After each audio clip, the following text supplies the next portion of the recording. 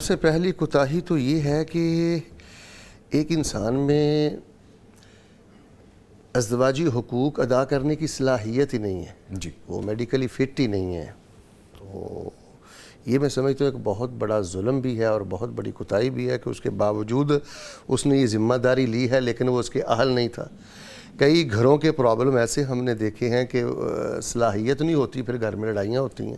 تو میں ہی سمجھتا ہوں اس سلسلے میں یہ مرد کی طرف سے بہت بڑی کوتاہی ہے. اپنا میڈیکل معاملات کو دیکھنا چاہیے، علاج معالجے کے معاملات کو دیکھنا چاہیے. میں یہ بات تھوڑی سی پس پردہ ہی کرنا چاہوں گا، کھل کر کرنے والی بات نہیں ہے، لیکن عقل والوں کے لیے بہت بڑا اشارہ ہے. کئی گھروں میں یہ سلسلہ دیکھا گیا ہے، تو یہ بہت بڑی کوتاہی ہے. دوسری بات یہ ہے کہ مرد کے کوئی ایسے ناجائز باہر تعلقات نہیں ہونے چاہیے. جب اس کی نظر باہر ہوگی تو گھر میں خرابی ہوگی.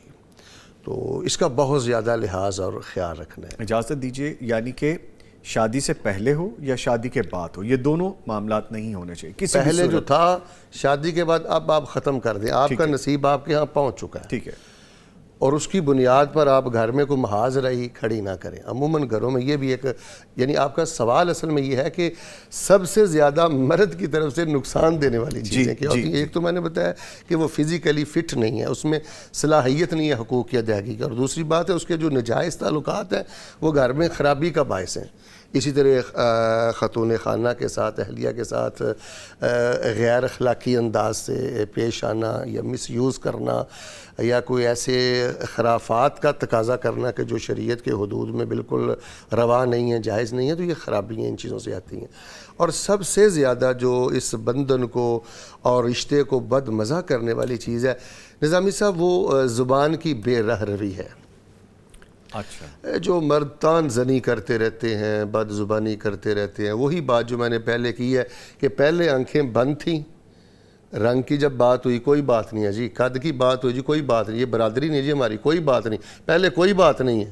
بعد میں وہ سارے جو تانے ہیں وہ سلسلے شروع ہو جاتے ہیں، بعد میں سب باتیں وہی قد ہو کے جاتی حوالے ہیں. سے، رنگ کے حوالے سے. تو یہ میں سمجھتا ہوں کہ اپنے گھر کو جہنم بنانے والی بات ہے. ایک مرد کو اپنی زبان کے معاملے میں بہت زیادہ محتاط ہونا چاہیے. اپنی جو بیوی کے رشتہ دار ہیں ان کے بارے میں اچھی زبان رکھے، حسن سلوک سے پیش آئے، بلا شبہ وہ اس کے محسن ہیں. تو یہ وہ بنیادی چیزیں، ایک تو حقوق کی ادائیگی کی صلاحیت نہیں ہے، ناجائز اس کے تعلقات ہیں، بد زبان ہے، تان زنی کرتا ہے. تو اس طرح تو یہ مبارک رشتے جو ہیں یہ عذاب بن جاتے ہیں.